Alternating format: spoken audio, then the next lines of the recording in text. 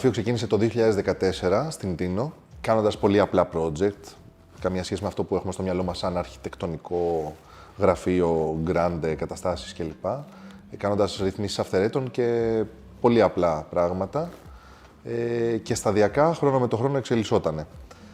Το 2018, το Σεπτέμβρη, ξεκινήσαμε με την Αθήνα και το 2020 ουσιαστικά έγινε αυτή η ανακαίνιση εδώ αυτού του χώρου που βρισκόμαστε σήμερα, όπου δουλεύουμε 25 αρχιτέκτονες συνολικά, Αθήνα και Τίνο.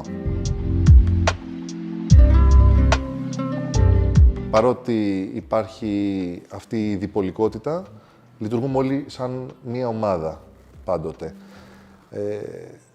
Επίσης, να πω ότι από τους 25 αρχιτέκτονες έχουμε και 2 παιδιά από το Λίβανο, οι οποίοι δουλεύουν μαζί μας μέσω αυτής της νέας μεθόδου της τηλεργασίας, που μας έδωσε τα μέσα ώστε να μπορούμε να το κάνουμε αυτό ακόμα και με παιδιά από το εξωτερικό.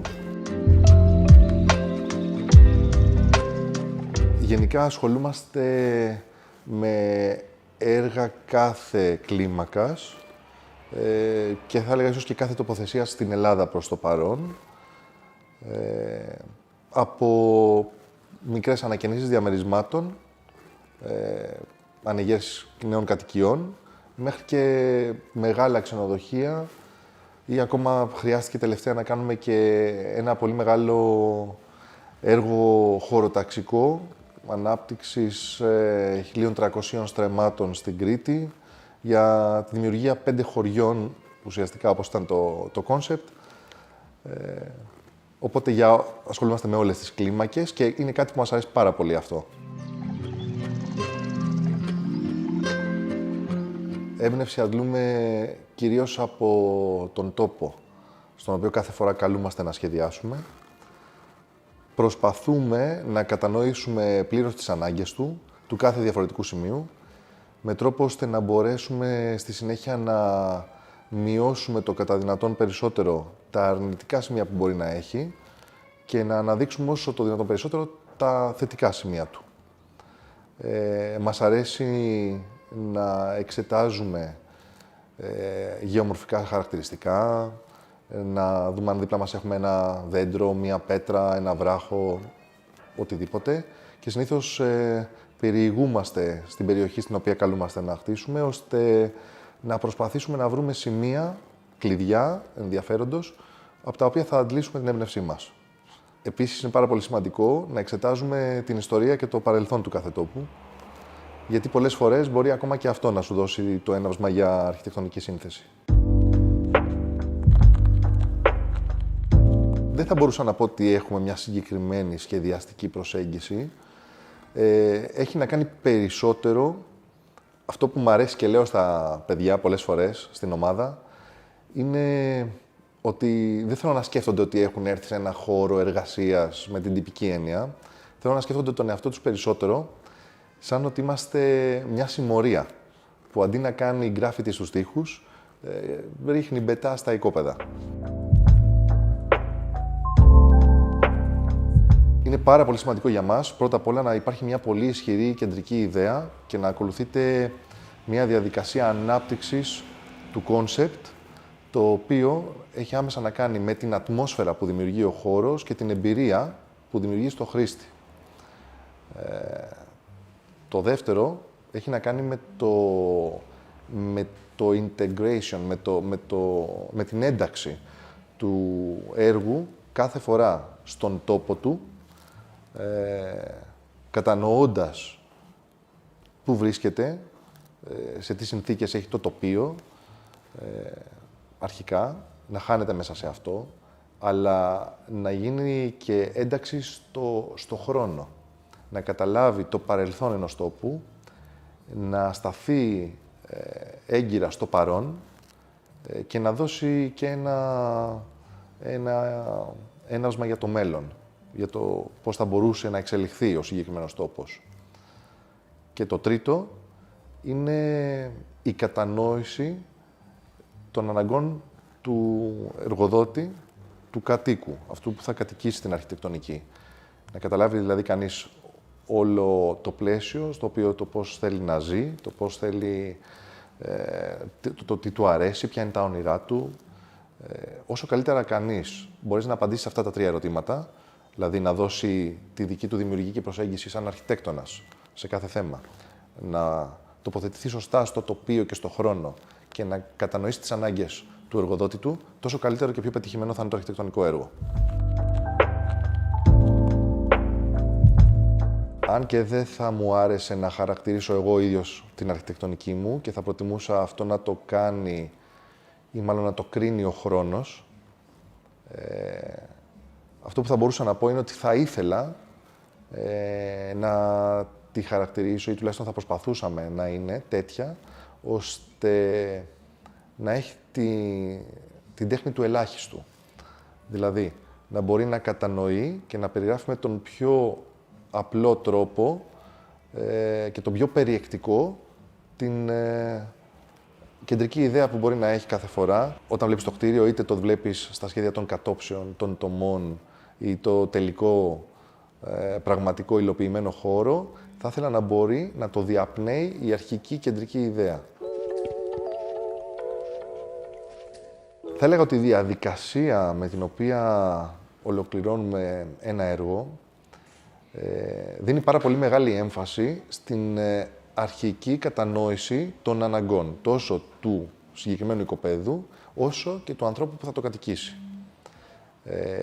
Οπότε περνάμε πάρα πολύ μεγάλο χρόνο, τόσο στον τόπο, όπου πηγαίνουμε όλοι μαζί, η ομάδα, καθόμαστε και προσπαθούμε να αισθανθούμε πώς πέφτει ο ήλιος, από πού φυσάει ο αέρας, προς τα πού είναι η θέα.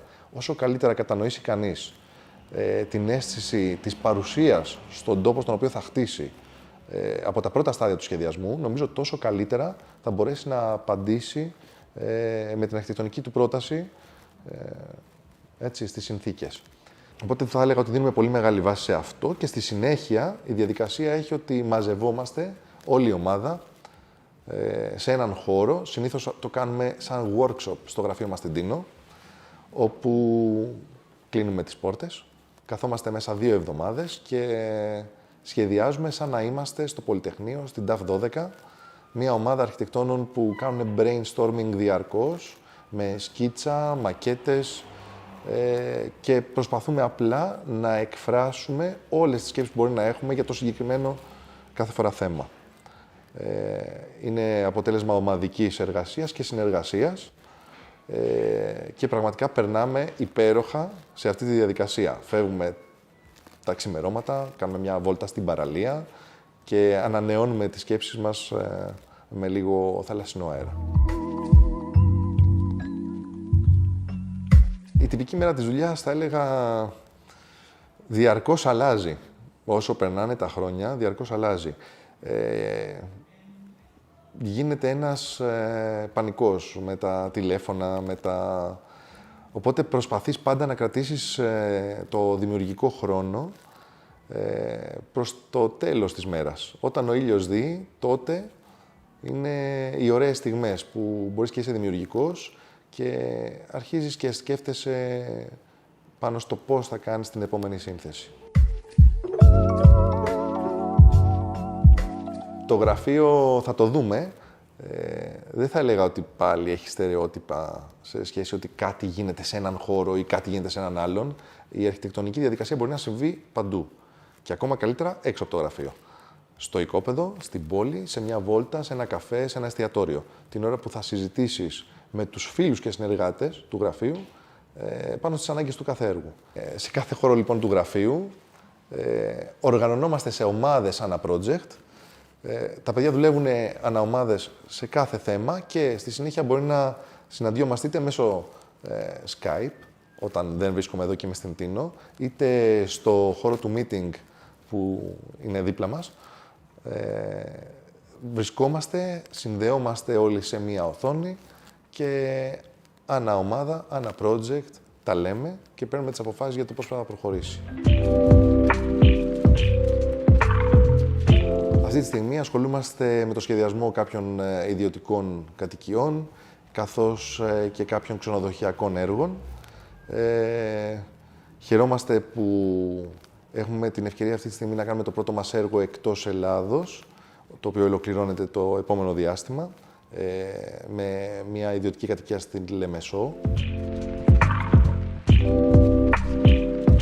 Θυμάμαι το πρώτο αρχιτεκτονικό έργο που έκανα, που ήταν την κατοικία στο Βολάξ της Τίνου, το οποίο το ξεχωρίζω καθότι ήταν το πρώτο και ήταν η αφετηρία για να γίνουν όλα τα υπόλοιπα. Επίσης, έτσι το θυμάμαι με μεγάλη ευαισθησία όσον αφορά το πόσο χρόνο και πόσο αγάπη είχα δώσει όταν το ξεκίνησα και πώς το δούλευα έχοντας την κόρη μου μόλις είχε γεννηθεί και ουσιαστικά το σχεδίαζα έχοντας την αγκαλιά το βράδυ. Οπότε για μένα ίσως θα είναι αυτό, θα έλεγα, το έργο που θυμάμαι με μεγαλύτερη αγάπη. Ωστόσο, δεν μπορώ να πω ότι ξεχωρίζω κάποιο, καθότι το κάθε ένα έχει τις δικές του αναμνήσεις, έχει τη δική του ιστορία και κάθε ένα είναι ξεχωριστό.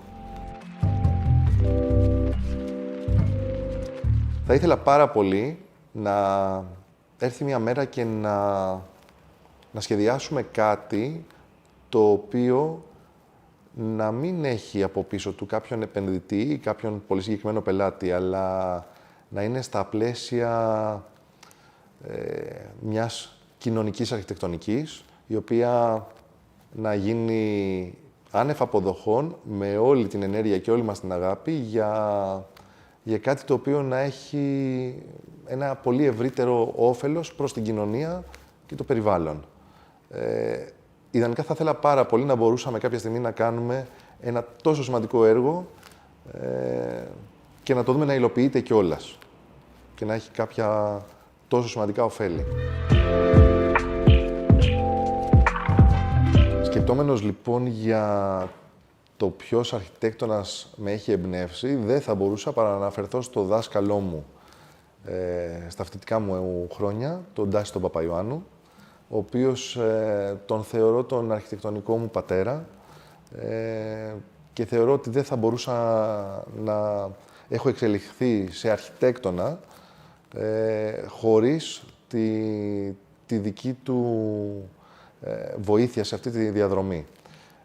Θυμάμαι που έλεγε ότι ο δάσκαλος είναι αυτός ο οποίος γίνεται η γέφυρα για να περάσει ο μαθητής του απέναντι και μετά γκρεμίζεται και τον αφήνει μόνο του να σταθεί.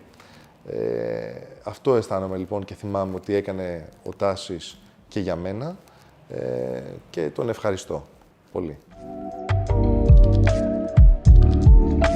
Σε κάθε νέο αρχιτέκτονα θα έλεγα να το αγαπάει αυτό που κάνει, χωρίς όρια, χωρίς συμβιβασμούς, να κρατάει τα μάτια του διαρκώς ανοιχτά και τα αυτιά του, να ακούει, να μαθαίνει κάθε μέρα, έχει να μάθει από το οτιδήποτε, από την κάθε θεατρική παράσταση, το κάθε ταξίδι, το κάθε περίπατο στο δρόμο στην πόλη. Έχει να μάθει από κάθε συνομιλία με άλλους αρχιτέκτονες και όχι μόνο. Ένας αρχιτέκτονας πρέπει να αγαπάει αυτό που κάνει και να ακούει. Να εξελίσσεται και να μαθαίνει διαρκώς. Να αμφισβητεί αυτό που κάνει και να μην βάζει ποτέ κανόνες και όρια στη δημιουργία.